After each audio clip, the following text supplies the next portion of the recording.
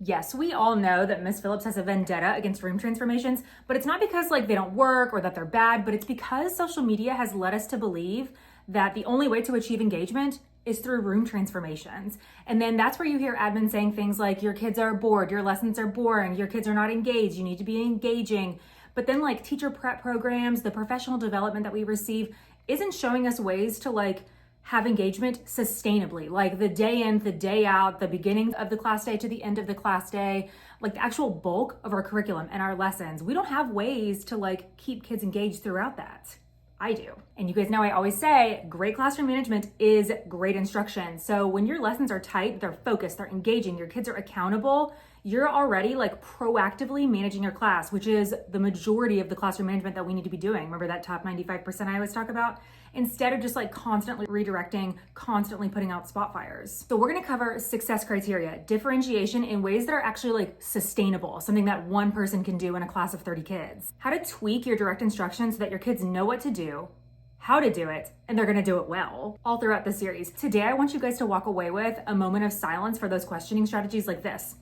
Who can tell me the difference between renewable and non-renewable resources? And then you're calling on volunteers. RIP.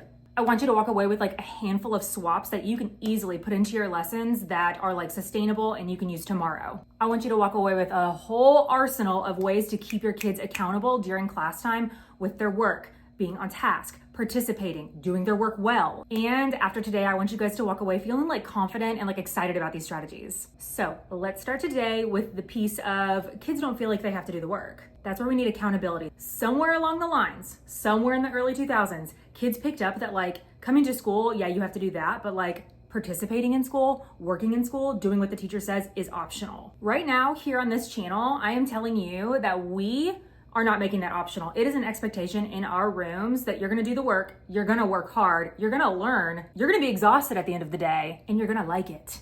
I'm talking about the kids, not the teachers. Of course, we do all those things too, but we want our kids to be doing all the work in our classrooms. We are facilitating as teachers. Our kids are gonna leave the day exhausted from the high expectations that we set them to and then hold them accountable to meeting. Because remember, our classrooms are running themselves by October, yeah? So in holding our kids accountable for work, participation, talking to their groups, working with their groups, turn-in talks, just like behavior, we have to have a way to hold them accountable. So that means always having a plan for what to do when your expectation is not being met. We talked about that in the last video. And I'm not talking about holding them accountable for like completing their work for the day, turning their work into the turn-in tray. I'm talking about answering the questions that you've asked whenever you're doing whole group instruction. I'm talking about staying on task whenever they're doing turn-in talks with a partner. I'm talking about doing their share whenever they're doing group work. And again, just like behavior, we have to be there monitoring throughout to hold them accountable to make sure that they're actually doing it, not just like throwing it out there and hoping that they do that task. If we've been watching the series, we know that like that strategy of like telling them and then hoping that they do it, we know that's not gonna work, right? So too long didn't read version, whatever task you give, we have to have a plan to make sure that it gets done. I want you guys to know that like whenever I'm doing my lesson planning, I build this piece into my lesson plan for the day. In my lesson plan, along with like my questioning, you know, the student work, things like that, I build in a way to make sure that my students are gonna be held accountable for the whole group questions that I ask. They're gonna be held accountable for the independent work we do. They're gonna be held accountable for the turn-in talks. Like I build that into my lesson plan. And again, we'll talk about that later in the series, okay? So let's talk about some accountability strategies, what to do when your students are working in groups. True story, I learned this strategy from my observation, and this is the power of having like a good administrator. She saw that my groups were off task whenever I had them working, and she gave me a strategy to fix that, and I used it from now on, and it worked, and I get to share it with you guys. So you're gonna go to Google, teachers, you're gonna go to Google and you're gonna type in cooperative group roles, elementary school. You can use ones that are already created, or you guys can like use those to make your own, to like fit your own needs. I just printed some out, laminated them, and stuck them to the top of my my smart panel. So like this one that I have right here just has 3 roles. So if you were working in groups of 3, this would work. You could also double up on some of these. So we have the leader, the recorder, and the speaker, and then it has like criteria for what they should do. Usually the leader is something like make sure everyone is participating, make sure everybody is on task, they're monitoring the time, they're making sure everybody gets along, they know what the directions are, they like hold their group accountable. The recorder, obviously everyone is writing like whatever the task is, but the recorder, it's their main job to make sure that they have exactly like what the group is going to share, or they have like the master copy of notes. That's what I always tell my students. You guys have like the master copy of the notes. and then the speaker is the one who shares those recordings or shares those findings. If you're doing group work, like I said, you need to make sure that you have a way to hold them accountable. So like this speaker is going to be the person who's like sharing their findings or whatever. I usually had in my classroom groups of 4 or 5, so I usually added a timekeeper who would watch the timer up on the board. Timekeeper is also a way to hold them accountable. They know that when that time is up, they have to have X completed. You can also roll that into like the speaker or the leader. And then I usually also had like a materials manager. Depending on what you teach, I would use the materials manager for science, but if you're teaching other subjects, they return any materials that they use, they collect everyone's notebooks, they bring everyone's paper to you, things like that. There are lots of different ways that you can like implement this in your groups, but the way that I did it was I used these cooperative group roles in my table groups. Those were my students' groups, and I would always give them a minute to decide who was going to be what. The expectation was that they rotated, and usually my 5th graders did a good job making sure that like problem solving into whose job was whose. You could assign them yourself. It just, you know your kids, it just depends on, what works best for you. But I would always say, I'm gonna give y'all 1 minute to decide on those group roles. When you and your table group have figured it out, I want everyone to raise their hands at that table group. And then as I looked around the room, I would see table groups, with everyone raising their hands. And I would say like, okay, red table, I don't see any hands. We're waiting on you. You'll have 1 minute. If y'all can't decide, I'm going to decide for you. They figured it out by the time the 1 minute was up. And then I would double check by saying, okay, everyone put your hands down. Leaders, raise your hand. Red table, yes. Green table, yes. Blue table, yes. Same thing for, whatever other roles I chose. That way you figure out any discrepancies, who actually didn't decide, what disagreements you're having. And it becomes like very fluid, very systematic as the year goes on. Same thing, basically, if you're using like 2 people, partners, it would be like partner A, partner B. Partner A, your job is to write the sentence starter. Partner B, your job is to share whatever sentence you guys came up with. You guys are working together to finish the sentence starter, whatever it is. The main takeaway here is that each person that's in the group, each person that's in the partnership has a specific job. And then that job is a piece to making sure that they get the task done. That's the accountability part. So like if I'm planning my social studies lesson, we always had to do textbook work with like a graphic organizer to fill out. I would make sure that if I was using those cooperative group roles, I would have a job for the recorder. I would have a job for the speaker. Okay, that means that we're gonna need to share out our answer. And I know you're thinking like, oh no, one more thing I have to plan. No, it's so easy to work in. And then when your students are working, you don't have to redirect. You don't have to reteach. They all actually got it done. You got it done correctly. It's just so much easier. Just a little bit more time to work that into your plans, and you'll reap the rewards big time. All right, now if you're doing like independent work or partner work, or you're working with a small group while your whole group is out there, working on a task, it's reader's workshop, it's math workshop, something like that. In your planning, you have to build in like 5 minutes at the end, 10 minutes at the end, 7 minutes at the end, to have that accountability piece, whether they're turning something in, whether you are coming around to check numbers 2 and 3 and 4 from their workbook page, whether you are having them complete an exit ticket and go stick it on the jot lot, and then you can look with your eyes, so-and-so, your jot lot spot is empty. You're having everyone turn in their warm-up into the turn-in tray. You're gonna have your secretary collect those papers, bring them to you, and you're gonna flip through, calling out names. You're gonna have all your students stand up, and they may sit down once you call their name. Whoever's still standing, they have work that they need to finish during lunch or whatever it is. If it's something where you it's like an ongoing thing, like they're not able to finish their work in that one day, you're working on something that takes like a few days, some options are you can have your roster, and you can go through your roster at the end of the lesson or at the end of the work time, and go through each kid's name and say tell me where you are in this process. Are you on number 4? Are you in your draft stage? Are you still working on your revising your adjectives?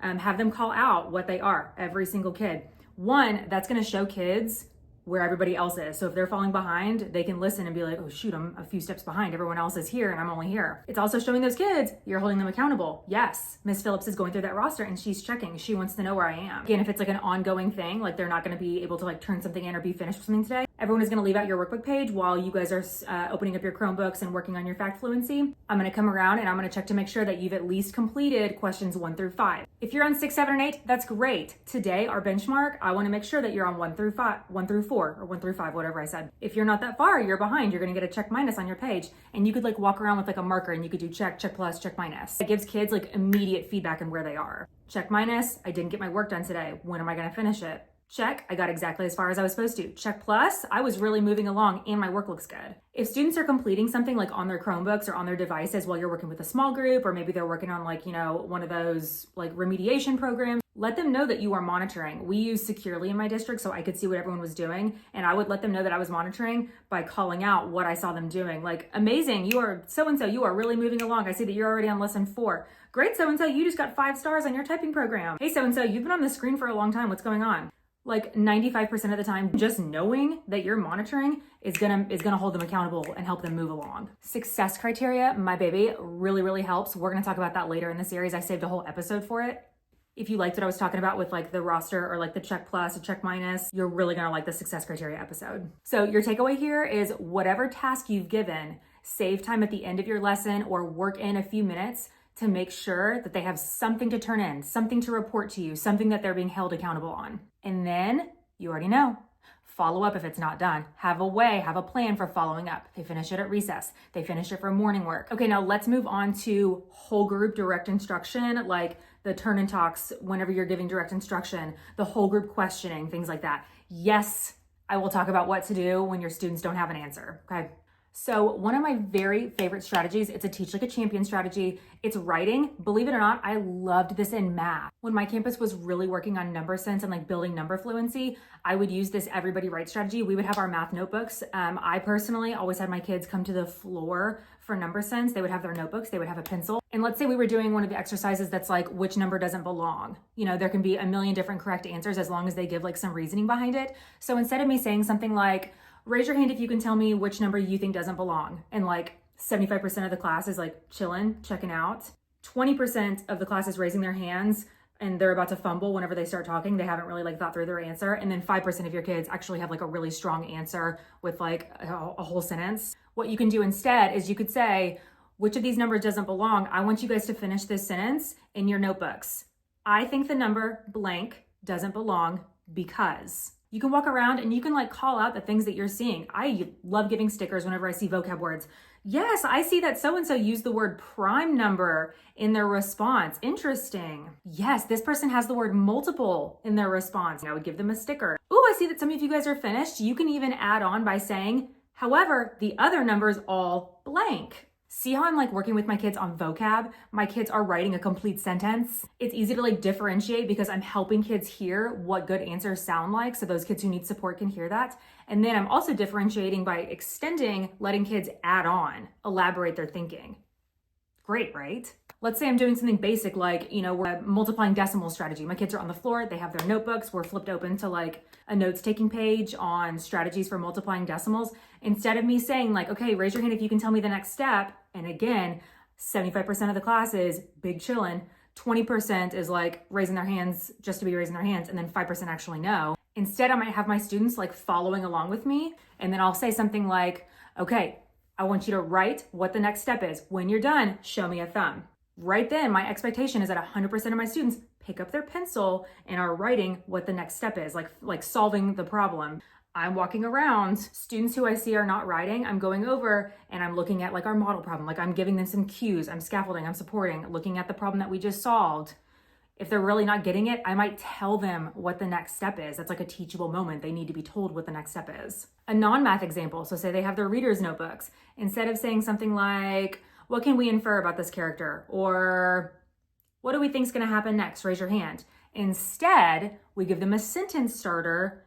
Everybody writes. We pick up our pencils. Everyone is finishing the sentence starter. Bonus points if you can give me some text support, some text evidence. We're not like a notebook-based classroom. That's fine. I also love using whiteboards, like mini personal whiteboards. Now you have to set expectations with these, just like you do, you know, notebooks, just like you do coming to the floor for a mini lesson. You have to have expectations for personal whiteboards too. So instead of saying something like an easy swap to make would be, what's the difference between rotation and revolution? Someone raise your hand and tell me.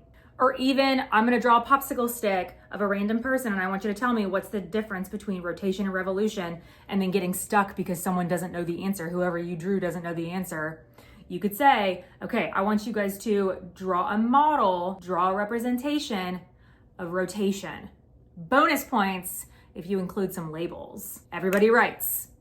Everyone uncaps their markers, you're walking around, you're calling out things that you see. Interesting, I see that so-and-so has the word axis in their model. Interesting, I see that so-and-so has 24 hours labeled on their model. Interesting that I'm not seeing anybody drawing the sun on their model. because like non-science teachers, the sun would be a misconception. That's revolution. I asked for rotation. Do you see how like I'm giving feedback to the students? I'm positively reinforcing what I want to see. I'm scaffolding. I'm supporting those kids who don't know what to do. I'm giving them like hints and clues as I'm walking around. All right, you guys have 10 seconds to finish up your drawings. I'm counting out loud. All right, markers closed, eyes on the screen, voices off in 5. Eyes are on the screen, voices off, markers closed in 3. Waiting on 1, 2. Everyone's ready, 1. Very good. Okay, you could have your students cover their boards like to where other people aren't really seeing. All right, we're all gonna hold up our boards in 3, 2, show me your boards. And like immediately, it's like looking at like a data spreadsheet of like everyone's quiz grades. Immediately, you can look around the room and see all the great things, call those things out. You can see misconceptions. You can address those right then and there. So good for like just quick assessment. Another example, what's a number bond? Who can tell me what a number bond is? Instead, you could swap that out for, okay, when I say the magic word of potatoes, you're gonna uncap your marker and I want you to make as many number bonds as you can for 24. I want you to think about what a number bond is. Think about what bond might mean. Hopefully I have like a word wall or like an anchor chart that they can be thinking about. Surely we've talked about it as if I'm saying this. All right, potatoes, open your markers, give me a number bond. Cover your boards. This is silent, independent work. I'm walking around, I'm monitoring. If I see somebody who's stuck, I might teach them, okay, a number bond is whenever you combine 2 numbers with addition, blah, blah, blah, blah, blah. Wow, this person has 3 number bonds for the number 24. Interesting. All right, cap your markers, eyes on the screen in 3. Cap your markers, eyes on the screen, voices off in 2. And 1, show me your boards. You guys get it.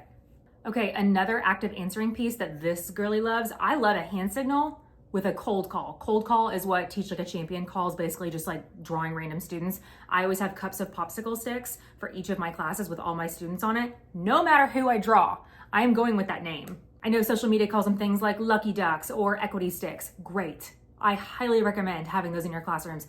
And they work like, I don't wanna hear about like, oh, kids get anxiety or like the kids who don't know, like it traumatizes them. No, over on my channel, we talk about strategies for scaffolding those students. Everyone is able to give an answer that we can work with, that they're gonna feel good about, that they're gonna learn from.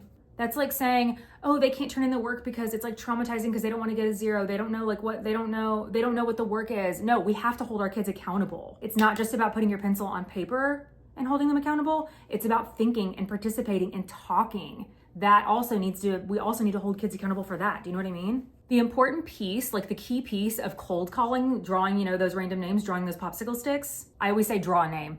The key piece in this is that students have to know that's coming. They will learn over time, like Pavlov's dogs. I would shake that cup and it makes, that certain sound, and kids knew that they were all being held accountable to have some kind of answer.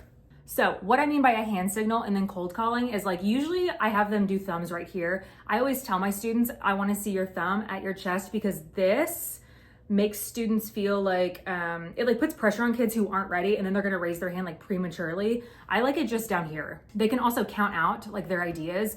Give me a 1 if you have 1 idea as to how we can show respect to the art teacher. Show me a 2 if you have 2 ways that we can show respect to the art teacher, like an add-on. That's an easy one to do right there. You can also get creative with it, like put your hands on your head, rub your stomach, put your hand like this. You could have a kid pick a hand signal to do. But if I'm doing just a hand signal to show me they're ready with a cold call, usually I use that when the question is like a very low lift question. We're generating like brainstorm ideas. We're thinking of something to share at morning meeting. Like just, it's not so much like problem solving. It's mostly like generating ideas. Because if you're just asking kids to come up with an answer for something, come up with an idea for something, and then you're cold calling, there's not a lot of room there for you to go and support the kids who don't have anything. Do you know what I mean? So that's why I say like, it's good to use that strategy when kids don't really need support because they're just like brainstorming something. They're coming up with ideas. They're coming up with suggestions. However, a way to provide support for the kids who you're asking tougher questions, you're asking more academic questions, you're asking more like critical thinking based questions, a great way to support them is by providing a sentence starter, and they can either just like answer the sentence starter in their heads, they can write it, or they can talk to a partner about it. So if I was doing like a science lesson over like rotation versus revolution, it might look something like this. Okay, when I say the word potatoes, you guys are gonna answer this sentence starter in your head. Show me a thumb when you're ready. And I'm gonna write it on the board. Rotation is blank. All right, potatoes. I want you guys to answer this in your heads. Rotation is blank. Show me a thumb once you have your answer. I'm walking around the room. If I see thumbs right away, I can go and say, okay, I want you to take this even further by saying rotation is blank while revolution is blank.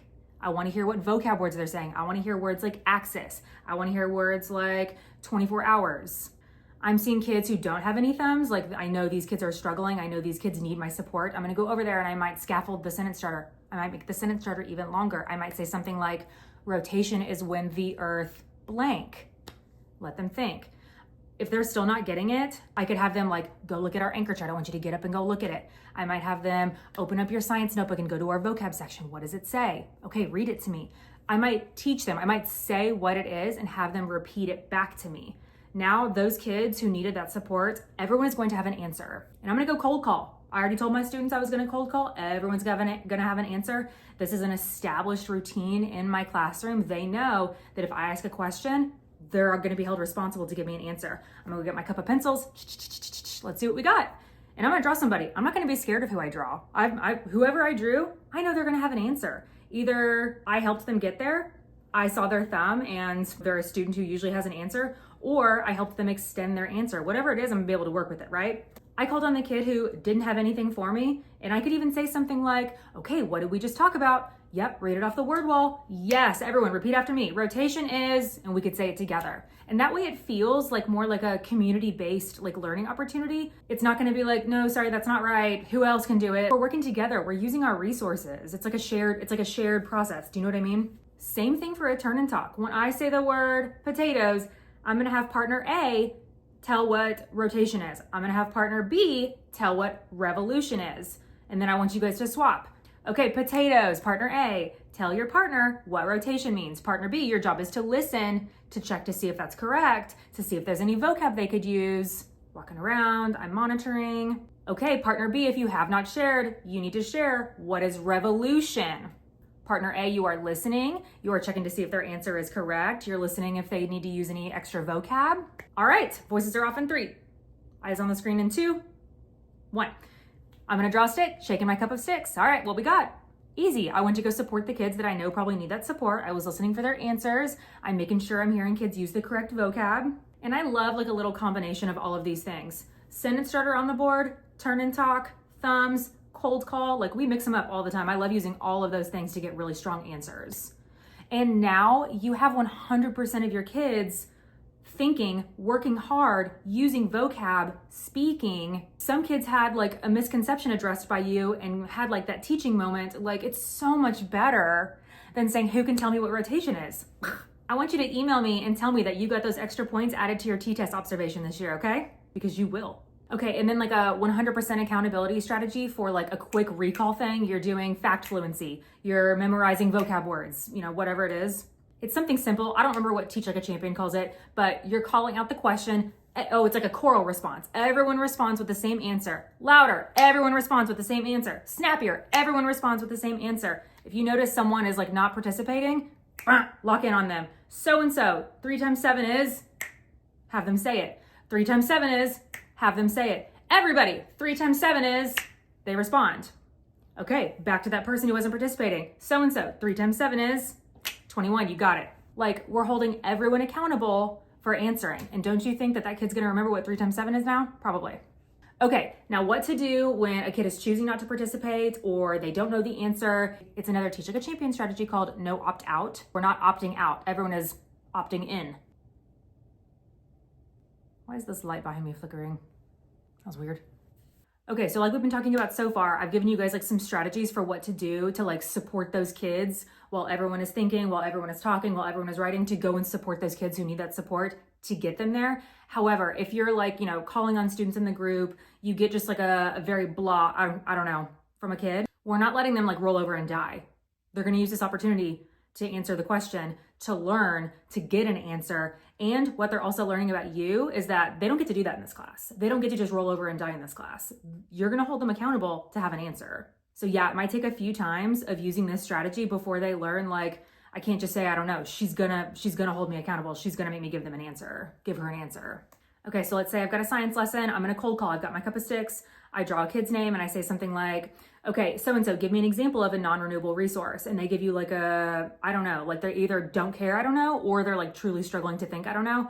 I'm gonna say something like, okay, I'm gonna give you a few minutes. I'm gonna call some other people and then I'm gonna come back to you. Okay, make sure you have an answer ready to go. However, just know it gets harder to answer the more people who call out because they're taking your answers. Do you know what I mean? But make sure that you're ready whenever I come back to you, okay? You can even say like, show me a thumb right here once you're ready and I'll just jump right to you. And then you already know what I'm gonna say.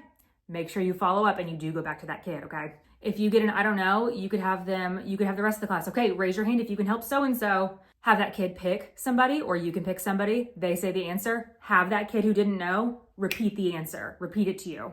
You could give a hint and have that kid, generate an answer from that hint that you gave them. Or you could have that moment where you straight up tell them what it is. Like if they don't know, they don't know. Tell them what it is. That's a teachable moment. And now they know. Have them repeat that answer back to you. Notice in all of these, the key piece is the kid is still giving you an answer, whether they got there on their own or whether they're repeating it from somebody else, okay? Like I said, this is building that environment, that vibe, that community where you're only learning if you're getting the answer wrong sometimes. Like that's how we learn. Everyone is accountable to work. Everyone is accountable to think hard. So like, I don't want to hear like, oh, we're putting kids on blast. Oh, kids are too shy. Oh, they're traumatized by like always getting the answer wrong. If we're using these strategies, if we're supporting students in that way, they're not always getting the answer wrong. I've had students who are on first grade reading levels in my 5th grade class, and they are participating just like everybody else. We have things put in place. I'm supporting them. I'm giving them sentence starters. I'm giving them clues. I'm writing their answer down for them on a sticky note. Whatever they told me, I'm writing it on a sticky note that they can read once I call on them. Like we're putting things in place to where everyone is successful and everyone is being held accountable. And like, sure, there are situations where it's okay to like just take random volunteers for stuff. But like, as far as like learning new content, critical thinking, like we're doing our lessons, we need the expectation to be that everyone is thinking, everyone is answering the question that I just gave in their minds on paper, speaking their answer, something. Because if we're just relying on volunteers, that inherently, like by nature, means that a good chunk of your class is not volunteering. They're not thinking of an answer. Like they're not answering your question. They're not learning. They're not doing the work. Are we okay with that being the standard? Are we okay with that being the expectation in your classroom? Not on this channel, we're not. We're master teachers over here. Okay, and then a bonus for you guys. I have something in my eye. Okay, and then a bonus for you guys, because I know like time is of the essence and back to school is coming. Here's some easy ways that you can like work all these things that we just talked about. Here's some ways that you can work all of this stuff into like your first few days of school. The active answering, the tasking, whenever you're asking questions, like you might want to be a little bit careful about that in like the first few days of school, because like some kids truly are not ready to like share about themselves. They're still getting warmed up, and like that's okay in the first few days of school, obviously. But like those low lift questions, like if you're ready to tell me, something that you're looking forward to this year, show me a thumb when you're ready to share that. Something like that, that's easy. However, like any group work that you're doing, I always do a fun little house of cards activity on the first day of school, or they're coming up with classroom rules and groups, like they're writing them on sticky notes. That is a great way to work in those cooperative group roles. That one routines and procedures episode that we did, remember how I talked about you can use stuff that you're doing in class, like on the first few days of school, those community building things, to roll in your routines and procedures. So like, okay, you guys are gonna go work in your groups to come up with as many classroom rules as you can. You guys are writing one rule per sticky note. Leader, your job is to watch the time, make sure that everybody is on task, everybody is participating, you know what the directions are. Recorder, your job is to write on the sticky notes. You are the only one who is allowed to have that pencil in their hand writing on those sticky notes. You need to write quickly and neatly.